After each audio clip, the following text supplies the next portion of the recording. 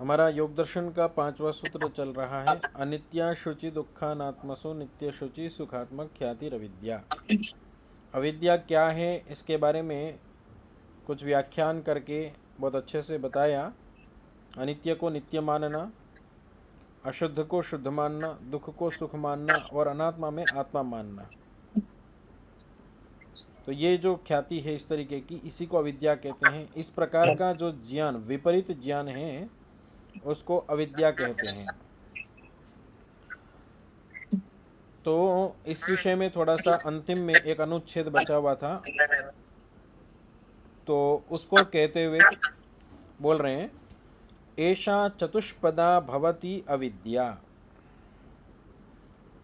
बोले ये जो 4 प्रकार की अविद्या बताई है, अविद्या को छोड़ करके जो 4 क्लेश बताए थे, मूलमस्य क्लेश संतानस्य, ये जो क्लेश बताए थे उनमें जो 4 कौन कौन से, अस्मिता, राग, द्वेष और अभिनिवेश। अविद्या तो बता दिया।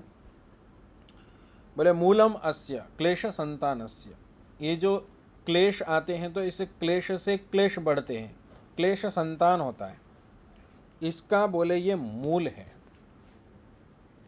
क्लेश संतान क्या होता है इसको समझने की आवश्यकता है।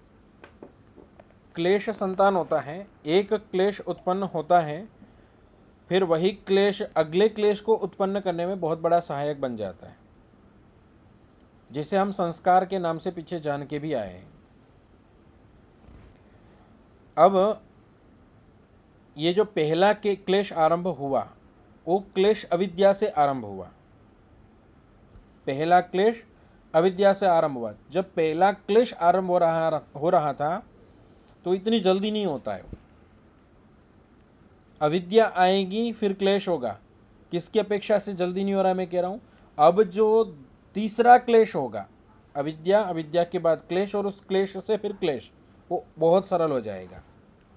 ऐसे ऐसे एक एक क्लेश पैदा होता है, उस क्लेश से क्लेश पैदा होते हैं, इसकी संतति बनती चली जाती है, श्रृंखला बनती चली जाती है। तो चोर को चोरी करने में सहजता होती है, लेकिन जब वो पहली बार चोरी किया था तब इतनी सहजता नहीं थी। उसको आप दूसरे शब्दों में बोले तो अनुभव वाला हो जाता है। ये क्लेश के बारे में बोला जा रहा है। ये अच्छे के बारे में भी हो सकता है, क्योंकि हमें क्लेश दूर करने हैं, तो क्लेश संतान इसको कहते हैं। फिर बोले कर्माशयस्य च मूलम, कर्माशय का मूल भी यही है। कर्माशय मतलब क्या है, पाप पुण्य जो अभी भोगने बाकी है उसका संग्रह जो एक होता है, उसको कर्माशय कहते हैं। एक तरीके से आप इसको बोल सकते हैं कर्मों का बैंक। जैसे पैसों का बैंक होता है, इसी प्रकार कर्मों का बैंक है। ये कर्मों का बैंक कहाँ रहता है, ईश्वर के ज्ञान में रहता है, क्योंकि उसको ही फल देने हैं। वो जो फल हमें मिलने हैं वो कर्माशय के माध्यम से ही मिलते हैं। हमारे कर्माशय के अंदर जो संचित कर्म हैं, अभी प्रारब्ध नहीं है, उनका फल अभी आरंभ नहीं हुआ है। वो तब तक, जब तक फल आरंभ नहीं हुआ है, उसको संचित कर्माशय कहते हैं, और जब वो फल देना आरंभ करते हैं तो उसको प्रारब्ध कर्माशय कहते हैं। तो जो हमारा कर्माशय है वो चाहे आप प्रारब्ध बोलो चाहे संचित बोलो, दोनों ही, इन दोनों का मूल तो अविद्या ही है। क्योंकि क्लेश परंपरा में आ गया, पहले अविद्या आई, अविद्या से क्लेश और क्लेश से पाप पुण्य पाप बनता है, तो ये हमारे कर्माशय को बढ़ा रहा है। तो इसका मूल अविद्या है। अब क्योंकि हमने कहा कि कर्माशय, कर्माशय का हम 2 स्वरूप लेते हैं, एक संचित कर्माशय और एक प्रारब्ध कर्माशय। तो संचित कर्माशय वाला भाग यहाँ डाल लीजिए, और अगला बोल रहे हैं सविपाकस्य, जो फल दे रहे हैं, जो कर्म फल दे रहे हैं, जो कर्म संग्रहित हो रहे हैं और जो हमें क्लेश हो रहे हैं, इन तीनों का ही मूल अविद्या है। अब हम किसी एक कर्म को लेकर के उदाहरण से समझते हैं। जैसे ईश्वर का स्वरूप हम कैसा समझते हैं? तो कोई ईश्वर को प्रकाश के तुल्य मानता है, आंखें बंद करने पर जो एक प्रकाश विशेष दिखाई देता है, कोई उसको ईश्वर मानता है। कोई ईश्वर इस सृष्टि को ईश्वर मानता है। कोई ईश्वर को किसी मूर्ति के रूप में मान लेता है। कोई ईश्वर को अनेक मूर्ति के रूप में मान लेता है। और कोई ईश्वर को निराकार मानते हुए भिन्न स्वरूप में मान लेता है। ऐसे ईश्वर को मानने वाले विभिन्न प्रकार हैं। अब ये विभिन्न प्रकार किस प्रकार के हैं? तो यहाँ पर जो ये वाक्य बोला था ना, इनका मूल अविद्या है। ये अविद्या मूल है इसका। अब ये अविद्या क्या है? तो उसको खोलते हुए बोल रहे हैं, तस्यश्च अमित्रा गोष्पद वद वस्तु सतत्वम विज्ञेयम। बोले इस अविद्या को आपको इस तरीके से जानना है कि ये अमित्र अगोष्पद वस्तु तत्व है। अब ये क्या चीज़ें नहीं, तो एक को खोले, अमित्र और अगोष्पद को बताएंगे। यथा न अमित्रो मित्रा भावो न मित्र भावम किंतु तद विरुद्ध सपत्नः। जब अमित्र कहते हैं तो इसका मतलब ये नहीं कि वो मित्र है या मित्र का बिल्कुल अभाव है, ऐसा नहीं। न मित्र मात्रम किंतु तद विरुद्ध, बिल्कुल उससे विरुद्ध, शत्रु से तात्पर्य है। यहाँ किसी को कहा कि आपका कोई मित्र नहीं है, आपका कोई मित्र नहीं है, किसी को एक बात कही, तो उस पक्ष में भी बात जा सकती है कि मित्र नहीं है मतलब मित्र का अभाव है, ऐसा नहीं है। यहाँ पर मित्र का अभाव कहना उद्देश्य नहीं है बिल्कुल, किंतु तद विरुद्ध, उसके विरुद्ध कहना हमारा तात्पर्य है। अर्थात शत्रु कहना तात्पर्य, उसमें भी अमित्र कहा जा सकता है कि आपका कोई मित्र नहीं है या ये आपका अमित्र है। जब अमित्र कह रहे हैं तो वो मित्र नहीं है, वो मित्र का अभाव भी नहीं है, क्या है? विपरीत है, मित्र से विपरीत अर्थ तत्व है। क्या? शत्रु है। एक और उदाहरण दिया, तथा गोष्पदम न गोष्पदा भावो न गोष्पद मात्रम किंतु देश एव ताभ्याम अन्यद वस्तु अंतरम। बोल रहे हैं कि गोष्पद मतलब गाय का पैर, ऐसा बोला कि गाय का पैर, और फिर कहा कि यहाँ तो गाय का पैर नहीं है। तो गाय का पैर नहीं है ये नहीं कहना चाह रहे, यहाँ पर गाय का पैर नहीं है ये नहीं कहना चाहते, गाय का पैर है इसका तो मना ही कर दिया। भिन्न देश भिन्न स्थान कहना चाहते हैं। अगोष्पद, अगोष्पद मतलब यहाँ पर गाय का पैर है, वहाँ पर गाय का पैर है, तो यहाँ पर है यहाँ पर है, इससे क्या कहना चाहते? गाय का पैर नहीं कहना चाह रहे, यहाँ पर गाय का पैर है वहाँ गाय पर, स्थानांतर बताना चाहते कि यहाँ पे भी वहाँ पे भी। एक उदाहरण उस तरीके का है कि मैंने पैर से चला तो पैर का चिन्ह पड़ा। जब पैर का चिन्ह पड़ा तो एक तो क्या कि यहाँ पर पैर का चिन्ह नहीं है। अब यहाँ पर पैर का चिन्ह नहीं है, इससे क्या बताना चाह रहे? गाय का पैर या स्थानांतर बताना चाह रहे हैं? तो स्थानांतर बताना चाहते हैं कि यहाँ पर इस स्थान में गोष्पद नहीं है।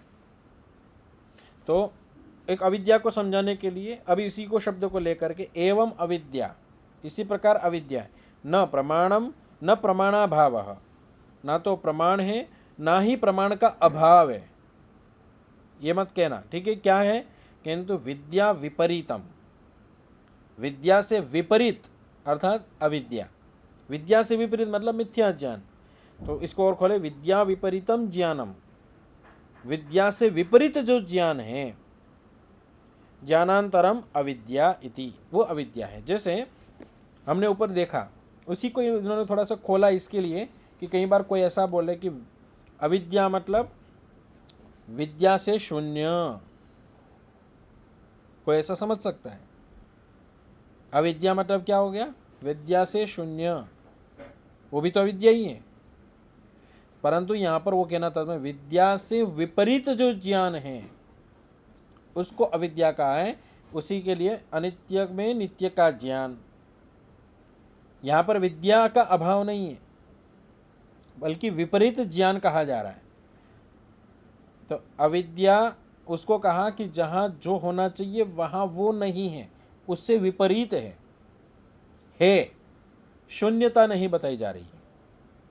तो अनित्य में नित्य मानना, शुचि में अशुचि मानना या अशुचि में शुचि मानना, दुख में सुख या सुख में दुख मानना, अनात्मा में आत्मा या आत्मा में अनात्मा मानना, ये मूल रूप से अविद्या की परिभाषा बतलाई।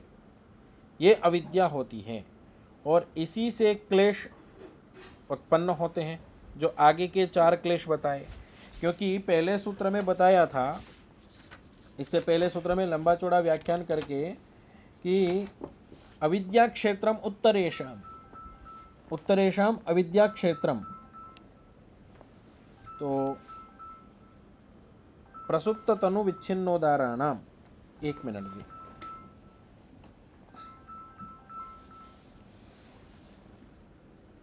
हाँ नमस्ते जी। हाँ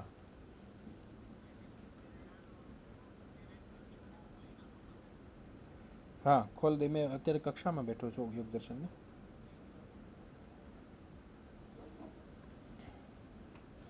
तो इस पूर्व सूत्र में ये बोला था कि अविद्या क्षेत्रम उत्तरेशम, उत्तर मतलब जो हमने प्रारंभ में 5 क्लेश लिए, इससे पहले वाले सूत्र में अविद्या, अस्मिता, राग, द्वेष और अभिनिवेश, इनका जो खेत है, इन 4 का अस्मिता, राग, द्वेष और अभिनिवेश, ये कहाँ पैदा होते हैं?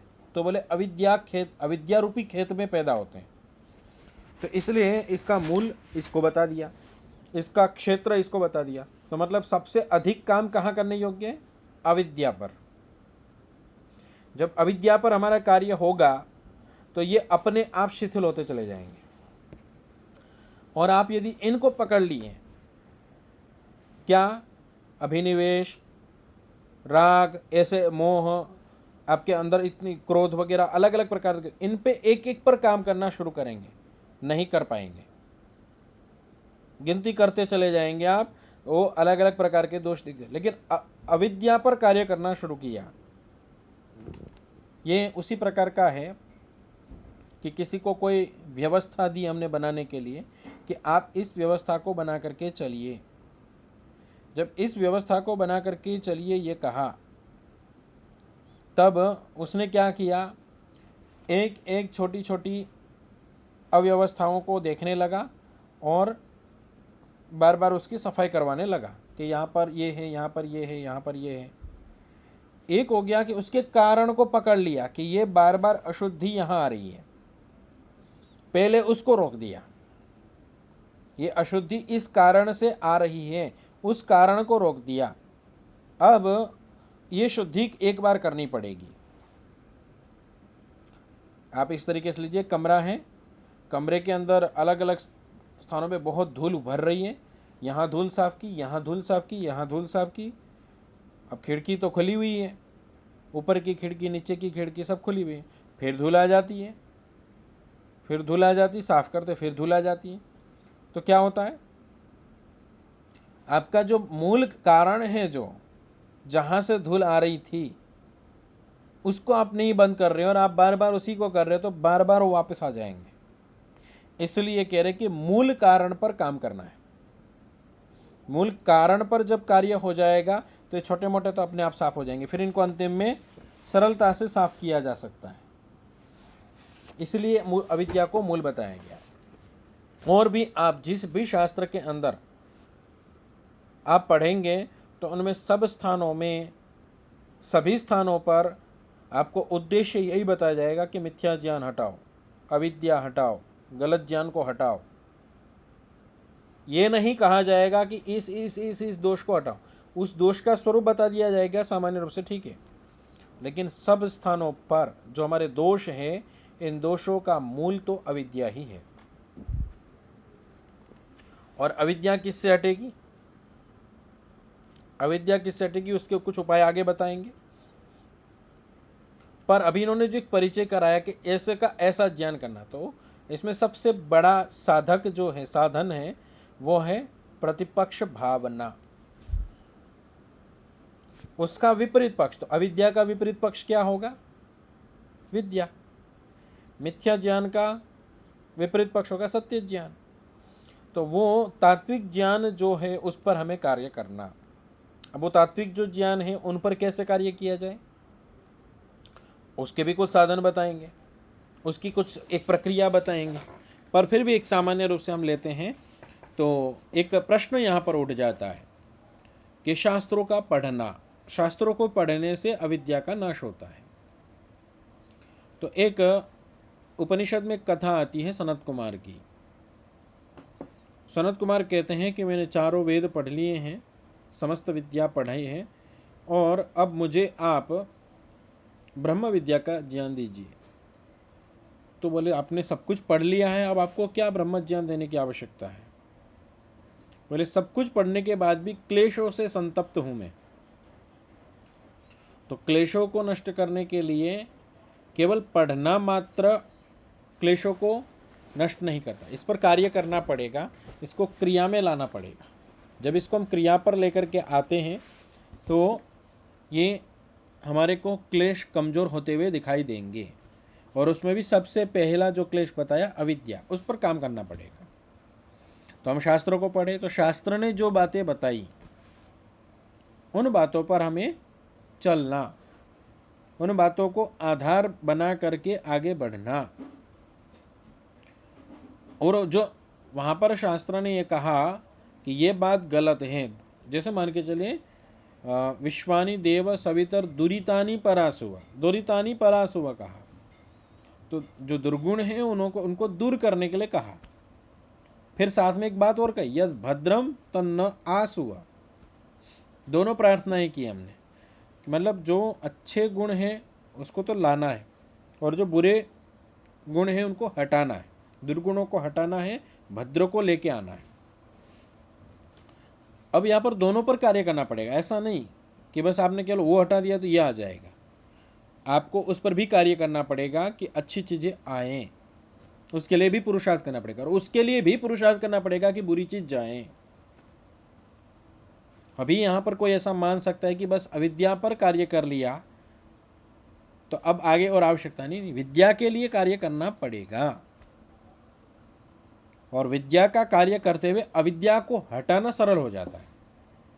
अन्यथा कई बार व्यक्ति गलत समझ लेता है तो ये परिस्थितियां बहुत अधिक बनती हैं, और वो अलग अलग स्वरूप में मानते हुए एक अलग विकृति पैदा कर देते हैं। कुछ नहीं करना है, बस पड़े रहना है, ये भी एक व्यक्ति का धर्म मान लेता है। व्यक्ति धर्म मान लेता है और वैसा ही फिर व्यवहार अपने जीवन में लागू कर देता है। लोग लाके देंगे तो खाऊंगा, जब ये बोला कर्मण्येवाधिकारस्ते, कर्म पर ही तुम्हारा अधिकार है, इतना स्पष्ट बोला है। माँ फलेषु कदाचन, फलों पर आप कामनाएं मत करो। अब कोई ऐसा कहे कि जी यहाँ पर कर्म करना तो फल की भी कामना करनी चाहिए, तो ये सिद्धांत है कि भाई आप कर्म करेंगे तो फल भुगेगा ही, फल मिलेगा ही। आप कर्म पर इसलिए ध्यान दो कि आप कर्म पर पूरा फोकस करके उसको शुद्ध बना सको। फल की तरफ जाएंगे तो ये हो जाएगा कि अभी ईश्वर पर विश्वास कम है, ईश्वर पर विश्वास कम है। फल की चाहना पूर्वक कर्म होता ही है, ये स्वाभाविक है, पर फल को सोचते हुए कर्म करना, क्योंकि दूसरी ऊर्जा आपकी फल में लग रही है, उसकी अपेक्षा उस ऊर्जा को आप कर्म में लगाएंगे तो कर्म आपका पवित्र होता चला जाएगा, उसकी गुणवत्ता बढ़ती चली जाएगी। यही आपको यहाँ पर अविद्या और विद्या के पक्ष में, अविद्या को हटाने में अधिक कार्य करना है, अविद्या को हटाने में अधिक कार्य करना है। अन्य दुर्गुण अपने आप छटने लगेंगे। छटने का मतलब अति कमजोर हो जाएंगे। जैसे एक व्यक्ति शराब पीता है, मदिरा पीता है, उस शराब को पीते पीते उसको हम कहते हैं भाई शराब छोड़ दो, शराब की बोतल छुपा देते हैं हम, शराब उसको डांट लगाते हैं, उसको दंड दिलवाते हैं, नहीं छूटता। लेकिन उसी व्यक्ति को, उसकी व्यक्ति की जो अविद्या बनी हुई है शराब पीने के प्रति, उसको ये स्पष्ट कर दिया जाए कि आपको ये हानि होनी है, आपको ये होगा, और अंदर की शरीर की स्थिति दिखा दी जाए। आपके शरीर के अंदर उनको एक्सरे वगैरह आदि जो भी करना हो उसको करके दिखा दे, आपके शरीर के अंदर की ये स्थिति हो चुकी है, अब आप कभी भी मर सकते हैं। तो वो व्यक्ति थोड़ा जागता है, थोड़ा, क्योंकि संस्कार भयंकर होते हैं। संस्कार राक्षस तक बोला गया है, संस्कारों को, जो दूषित संस्कार हैं उनको राक्षस तक कहा गया है। तो इतने भयंकर होते हैं। तो उसको वैसा वो स्वरूप दिखाया तो वो समझने लगा। तो अभी क्या हुआ, उसको ज्ञान हुआ। ये ज्ञान किसी को सरलता से हो जाता है और किसी को बहुत विलंब से होता है। ज्ञान में भी ऐसा नहीं है कि मैंने मान के चलिए कुछ बात बताई तो सबको एक जैसी समझ में आ गई, आवश्यक नहीं है। इसके पीछे भी कई सारे सिद्धांत कार्य कर रहे हैं। यहाँ पर भी आपके संस्कार कार्य कर रहे हैं, आपकी एकाग्रता काम कर रही है, आपके बुद्धि का स्तर, आपके पूर्व ज्ञान का स्तर, आपके पाप पुण्यों के फल भी यहाँ पर कार्य कर रहे हैं। बहुत सारी चीज़ें कार्य कर रही हैं, कौन सी निश्चित है वो नहीं है, परंतु यहाँ पर कोई भी वस्तु कार्य कर रही होती है या कर सकती है। अब यहाँ पर आपने अविद्या पर कार्य करना आरंभ किया है कि ये अविद्या है, तो आपको एक बार छंटना पड़ेगा कि वास्तव में विद्या किसे कहते हैं। तो नित्य को नित्य मानना, शुचि को शुचि मानना, दुख को दुख मानना, सुख को सुख मानना, आत्मा को आत्मा मानना, अनात्मा को अनात्मा मानना, ये विद्या है। अब आपके विषय सीमित हो गए। क्या सीमित हो गए? जो वस्तु जैसी है उसको वैसा मानना विद्या, जो वस्तु जैसी नहीं है उससे विपरीत मानना अविद्या। ये परिभाषा होगी। अब आपको विद्या पर कार्य करना है या अविद्या पर कार्य करना है, इसका निर्णय कैसे करेंगे? तो पहले अविद्या का मूल समझ लेंगे कि ये अविद्या है या नहीं है, ये विद्या है या नहीं है। उसको समझने के लिए सबसे पहले विद्या पर कार्य करना पड़ेगा। विद्या आपको जतलाएगी, बताएगी कि ये वस्तु सही है या गलत है, ये आपका स्तर बनाएगी। अब जब विद्या प्राप्त होगी तो ये विद्या शास्त्रों से प्राप्त होती है, वो हमें परिचय करवाते हैं, और उसके बाद में फिर हमें बोध हो जाता है कि ये अविद्या है और ये अविद्या है और ये इनका मूल है। जब हमने मूल को पकड़ लिया तो अन्यों पर कार्य करना एकदम सरल हो जाएगा। जब तक हमें ये स्वीकार नहीं होगा कि ये अविद्या है, तब तक आपके अन्य शिथिल नहीं होंगे। तभी जा करके आगे अगला जो सूत्र आने वाला है, दृग्दर्शन शक्तियों हो, ये वाला जो शक्ति, तो मतलब अपने आप को देखना, ये वस्तु है और इस वस्तु से भिन्न में हूं, इसका जो बोध होना है, ये बोध तक पहुंचने के लिए भी इस अविद्या पर पहले कार्य करना पड़ेगा। ये जो बोध आएगा कि मैं हूं, आप ऐसा ले लो कि कोई बच्चा है, बहुत घमंडी है, अत्यधिक घमंडी है, वो किसी को कुछ नहीं समझता है, उसको मतलब जो कुछ है वो वही है, उसको दूसरी चीज़ों का एहसास ही नहीं होता, अनुभव ही नहीं होता। तो हमारी भी अज्ञान विषय में यही स्थितियाँ बनी रहती है। हम जो मान रहे होते हैं उससे अतिरिक्त हम कुछ मानना ही नहीं चाहते, हम कुछ जानना ही नहीं चाहते। हमने जो मान रखा है बस सब कुछ वही है, वही अंत है। ये अविद्या है और इस अविद्या से हम छूटना नहीं चाहते हैं। हम, ये सच बात है, ये अविद्या में कष्ट दे रहे होती है, फिर हमें आदत पड़ गई होती है, हम छूटना नहीं चाहते हैं। हम नहीं चाहते मतलब हमारे पास सामर्थ्य नहीं है, अब हम उस पर कार्य ही नहीं किए हैं, अशक्ति है, और अशक्ति होने के कारण से हम उसमें डूबे रहते हैं और डूबते चले जाते हैं अपने आप को इतना शिथिल, और फिर उसी से जन्म मरण का चक्र। तो ये सब चीज़ों का मूल अविद्या है, इसलिए इसको मूल मात्रम बोला। ये मूल मात्र मतलब इससे भिन्न और कोई दूसरा है ही नहीं, ये ही है जो सबका कारण बना हुआ है, दोषों का, हमारे बंधनों का, हमारे दुखों का, हम जो जीवन में जहाँ पे भी फंसे हुए, इनका सबका मूल मात्र, कारण मात्र कौन है? अविद्या। तो ये अविद्या का स्वरूप इन्होंने रखा। अब आगे दिग्दर्शन क्या होता है, इसको लेकर के अगला विषय रखेंगे। आज का विषय इतना ही रखते हैं। ओम शांति शांति शांति। नमस्ते।